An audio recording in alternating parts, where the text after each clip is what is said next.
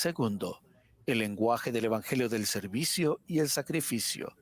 Al reunirnos en la iglesia cada semana para honrar y regocijarnos en el día de reposo, podemos expresar nuestro compromiso del convenio sacramental con Jesucristo y entre nosotros, a través de los llamamientos de la iglesia, la hermandad, la sociabilidad y el servicio. Cuando pregunto a los líderes locales de la iglesia qué les preocupa, tanto hermanos como hermanas responden: algunos de nuestros miembros no aceptan llamamientos en la iglesia. Los llamamientos para servir al Señor y a los demás en su iglesia brindan la oportunidad de crecer en compasión, aptitudes y humildad. Al ser apartados, podemos recibir la inspiración del Señor para levantar y fortalecer a otros, así como a nosotros mismos. Por supuesto, las circunstancias cambiantes y las distintas etapas de nuestra vida pueden afectar nuestra capacidad de servir, pero esperemos que nunca afecte nuestro deseo. Junto con el rey Benjamín decimos: si tuviera, daría, y ofrecemos todo lo que podemos. Líderes de barrio y destaca, hagamos nuestra parte cuando llamemos y relevemos a hermanos y hermanas para servir en la iglesia del Señor. Por favor, hagámoslo con dignidad e inspiración. Ayuden a que cada uno se sienta apreciado y capaz de tener éxito. Por favor, pidan consejo y escuchen a las hermanas líderes. Recordemos, como enseñó el presidente J. Reuben Clark, que en la iglesia del Señor servimos en el lugar al que se nos llama, el cual ni se procura ni se rechaza. Cuando la hermana Gong y yo nos casamos, el de David B. Haight nos aconsejó: tengan siempre un llamamiento en la iglesia, especialmente cuando la vida sea ajetreada, dijo.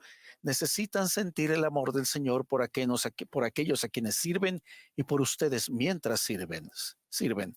Les prometo que aquí, allí y en todo lugar se habla con amor cuando respondemos sí a los líderes para servir al Señor en su iglesia por medio de su espíritu y nuestros convenios.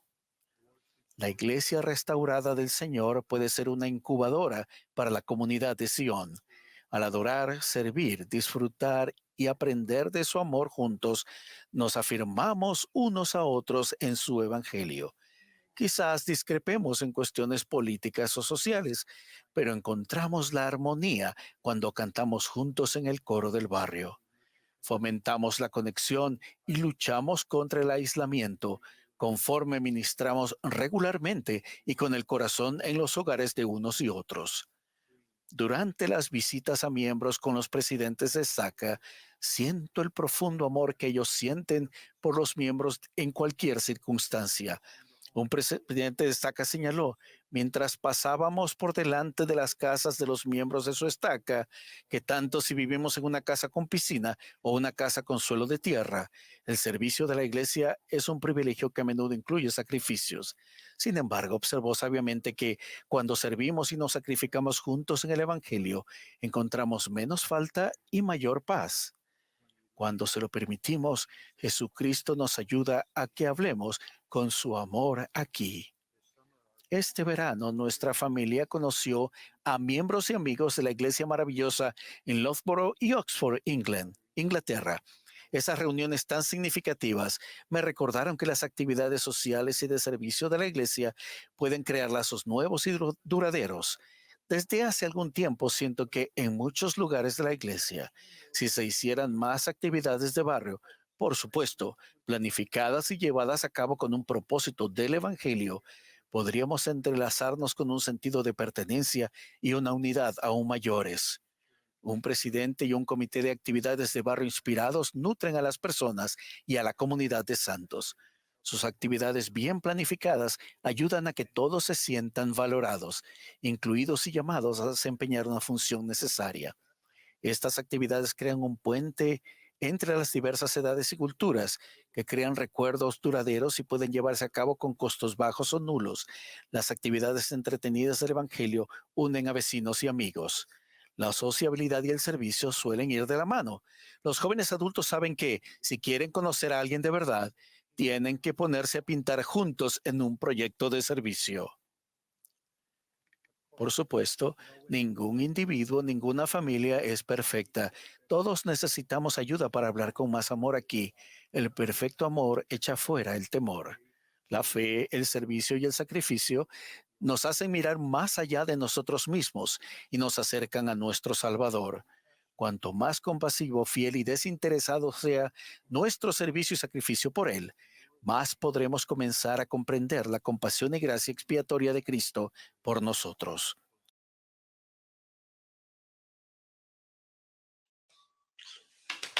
Ay, muchísimo, muchísimo. Éntrale, éntrale.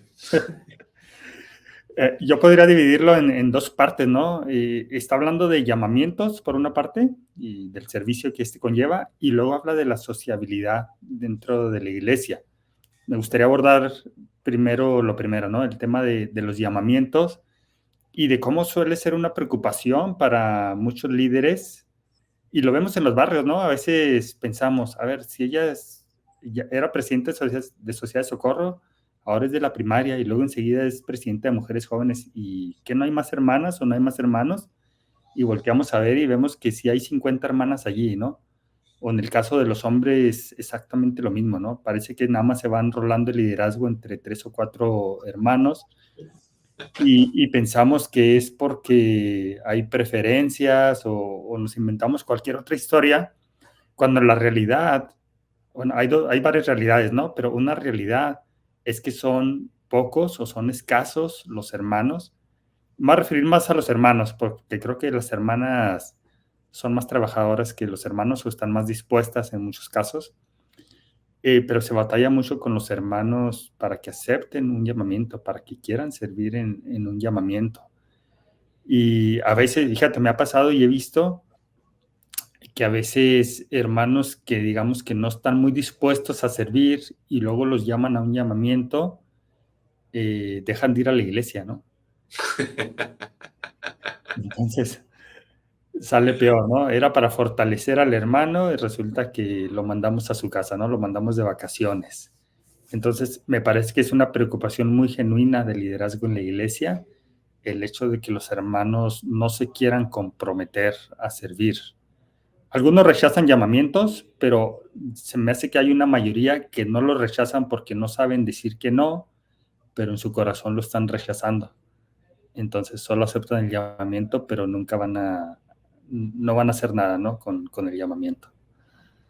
En este punto, Víctor, dice el Elder Wong, ¿no? Y hablan los líderes de barrio y destaca, dice, cuando extiendan un llamamiento, cuando releven a alguien, háganlo con dignidad y háganlo con inspiración. Sí. Menciona estos dos requisitos, dignidad e inspiración. Y fíjate que, habla, esto implica varias cosas, ¿no? Cuando se llama a alguien, pues está un proceso de inspiración que debería buscar el liderazgo para llamar a esa persona. Y luego está el momento de la entrevista con la persona a la que se llama. Y luego está el momento en que se le presenta ante la congregación para ser sostenida. Y en este último paso del proceso, bueno, y luego se le aparta, ¿no? Pero en este penúltimo paso del proceso, que es la presentación, seguimos utilizando costumbres o falsas tradiciones, ¿no? Es decir, yo todavía escucho mucho palabras como la siguiente, ¿no? Más o menos, se ha entrevistado y se ha encontrado digna a la hermana fulanita de tal para ser presidenta de la primaria. Y yo, hay un manual en donde dice exactamente la frase que puedes utilizar o una sugerencia de frase que puedes utilizar cuando presentas a alguien, y yo en ninguna parte en los últimos manuales, desde el 2010 para acá, he visto, que es cuando más familiarizado estoy con los manuales, nunca he visto que utilice esas palabras de se ha encontrado digno, ¿no? Me parece que es una falsa tradición en el lenguaje de la iglesia que se ha ido transmitiendo, cuando simplemente se dice fulanito de tal ha sido llamado para ocupar este llamamiento. Los que estén dispuestos a sostenerlo, levanten su mano, ¿no? En Y la punto. conferencia general solo dicen, se propone que... Se propone que sostengamos y ya está. Se propone a los siguientes hermanos. Y nada más, ¿no? Que es esa parte de lo encontramos digno. ¿Alguna vez, Víctor, llamaron a un presidente quórum de élderes? Lo relevaron y lo llamaron al sumo consejo, y a un hermano del sumo consejo lo relevaron y lo llamaron como presidente quórum de élderes. un intercambio. A mí me llamó mucho la atención, ¿sí? Y yo dije, ¿de qué estamos hablando, no? ¿Así dijeron un intercambio? No lo dijeron, pero así fue, ¿sí? Un intercambio de llamamientos, lo que tú decías ahorita. La presidenta de la Sociedad de Socorro la relevo y la llamo como presidenta de las mujeres jóvenes. Sí.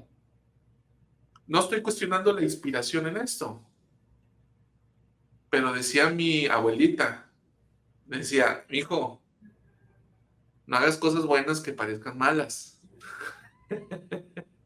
Tampoco estoy diciendo que sea malo, pero sí se presta a suspicacias, ¿no? Entonces, lo que resalta el Elder Gong sobre llamar es dignidad e inspiración. Y hacer sentir bien a las personas en ese proceso, Víctor. Porque muchas veces podemos llegar a hacer sentir como fichas de cambio a las personas. Como el obispo me llama porque ya sabe que yo no le voy a decir que no. A veces los líderes les tienen llamamiento a propósito a una persona porque saben que lo va a hacer. Y prefieren extenderle un llamamiento a alguien con quien no van a batallar y que sí les va a ayudar sin tener que estarlos arriando, a alguien que no va a colaborar por su propia y libre voluntad. Sí, y fíjate, otra arista de los llamamientos, Salvador, lo que pasa es que tenemos mucho que aprender, ¿no? Pero he sabido de muchos casos, no sé, imagínate una presidenta de la Sociedad de Socorro recién llamada y está buscando a sus consejeras. Y entonces va con una hermana y luego va con otra, y oye, te voy a proponer, y oye, ¿qué esto? Y entonces empieza a hacer su cabildeo, ¿no? Empieza a hacer su cabildeo antes de ella proponer al obispo o al obispado quién quiere que sean sus consejeras. Empieza a hacer su cabildeo y a tantear a las hermanas, ¿no? Y hasta decirles, te voy a proponer, ¿eh? ¿Y qué pasa si el obispado no propone a esa hermana? A esa hermana que anticipadamente la presidenta ya le dijo, te voy a proponer como mi consejera. ¿Qué pasa si el obispado no la considera? Porque al final ellos tienen la última palabra. ¿Qué pasa si no la consideran? ¿Cómo se siente esa hermana o cómo se va a sentir esa hermana que sabe que su presidenta la propuso y que el obispado no la aceptó? Y que a lo mejor no tiene nada que ver con un tema de reverencia. A lo mejor solamente es otro tema o otra situación que el obispado estaba viendo o que están pensando en llamar a esa hermana en el futuro a otro llamamiento o que la pidieron del estaca o lo que sea. Pero por no hacer bien las cosas, y en eso entra esta parte de hacerlo con reverencia y llamar a alguien, también es hacerlo con un orden, ¿no? Con el orden debido y por los canales adecuados para evitar este tipo de cosas. Y digo que hay mucho que aprender porque incluso a veces cuando se relevan a los hermanos ni se les avisa, ¿no?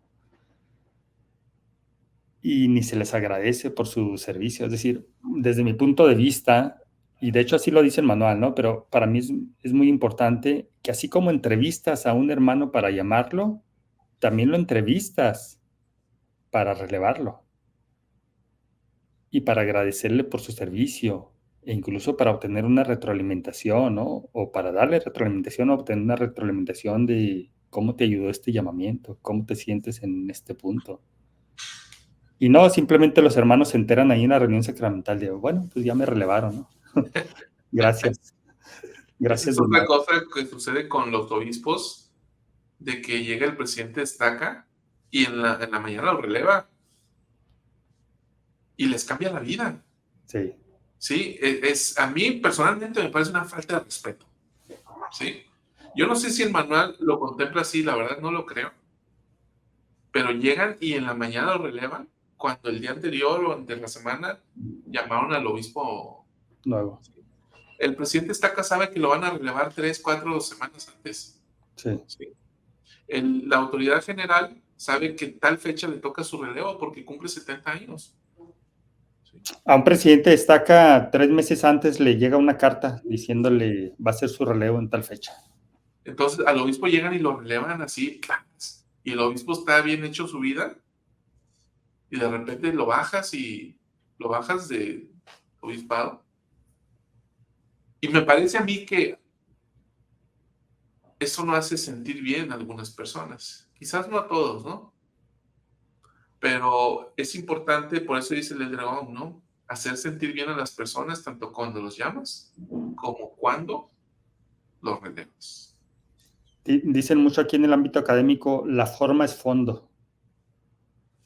Es decir, el cómo hagas las cosas habla mucho o tiene mucha relevancia, ¿no? Esos pequeños detalles de cómo hace las cosas tienen mucha relevancia o tiene mucho impacto. Entonces, yo creo que sí debemos de ser muy cuidadosos en eso, ¿no? Y seguir este consejo del Elder Gong. Y él habla de liderazgo, él se está refiriendo al liderazgo. Él les dice mucho cuidado cuando se llama a alguien, ¿no? De hacerlo con dignidad y con inspiración. Y parte de la dignidad que estamos hablando es eso, ¿no? El hacerlo con un orden, el ser muy considerado con las personas.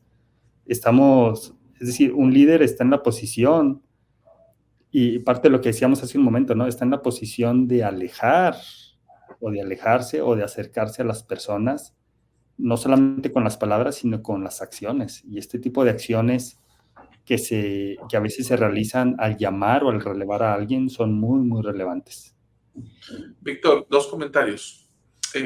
José Manuel dice, a mí me relevaron, él fue obispo, me relevaron así el mismo día, no sé por qué lo hacen así, si es desconcertante, fíjate, para José Manuel fue así. Otro comentario relacionado es Carlos Charles, dice, a mí me hicieron una entrevista muy solemne para mi relevo, siendo una gran experiencia una semana antes. Ojalá sea así con todos. Lo cierto es que no es así con todos. Pero esto, por un lado, me hace ver que esto de llegar y relevar el mismo día seguramente no es una regla del manual, o este presidente Estaca se lo brincó, el que relevó a Carlos Chávez. Y por otro lado, pues me hace ver que sí se puede, ¿no?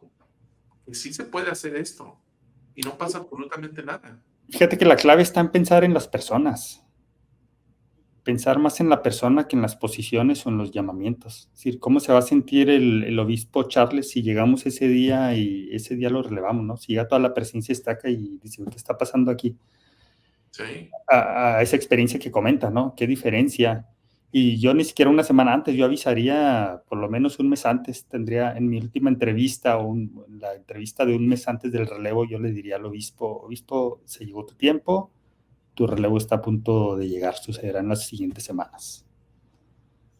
Fíjate, Víctor, alguna vez platicando aquí con Manuel Verdejo en una conversación que tuvimos, porque él fue 70 de área y él estuvo asignado a hacer estas organizaciones de presidencia de Estaca. Y me platicó algunas experiencias que él tuvo. Entonces, él me dice, me platicó todo el ejercicio que se hace para llegar a una conclusión. Entonces dice que todos en la Estaca saben que se va a reorganizar la Estaca. Y que me dice, todos los sumos sacerdotes que pueden presidir la Estaca, que pueden ser cualquiera, aunque se entrevista a determinado grupo, dice, no solamente pueden, sino deben de saber por revelación desde antes quién es el presidente de Estaca que el Señor ha llamado. Por eso les preguntamos, ¿quién considera usted que podría ser presidente de Estaca? Porque se entiende que si entendemos el proceso de revelación, desde antes todos reciben esa revelación. Porque ¿qué voy a saber yo que llego sin conocer a nadie? Entonces la revelación que ellos reciben me ayuda a recibir esa revelación a mí y a confirmar la revelación. Voy a trasladar eso a los barrios. Por ejemplo, ahora que llamaron a tu papá como obispo, los hermanos del barrio X no tendrían el derecho de saber por revelación. ¿Podrían decidir por revelación quién va a ser llamado como obispo? Pues claro que sí. Y yo te platico una experiencia reciente, ¿no? En mi barrio recientemente llamaron a un obispo, hace unas semanas. Y cuando lo llamaron, a mí no me sorprendió para nada, porque meses antes yo supe que iba a ser el obispo. Y recuerdo que un domingo llegué y le dije a Luz, tal persona va a ser el siguiente obispo, sabiendo que al obispo saliente ya le tocaba relevo. Entonces mi esposa me dice, ¿cómo sabes? Le digo, pues lo sé. Y cuando cuando llegamos ese domingo del relevo,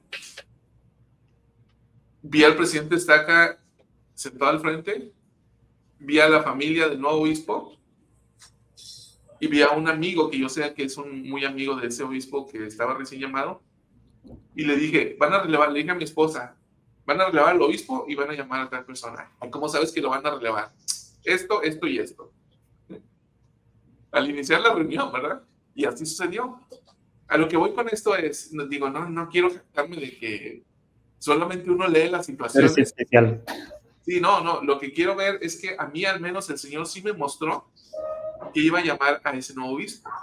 Y creo que así como sucede a nivel Estaca, el Señor le puede mostrar a los miembros quién va a ser el nuevo obispo y no esperar hasta el mero día que todos se enteren, como si fuera un top secret, un secreto de Estado, ¿no?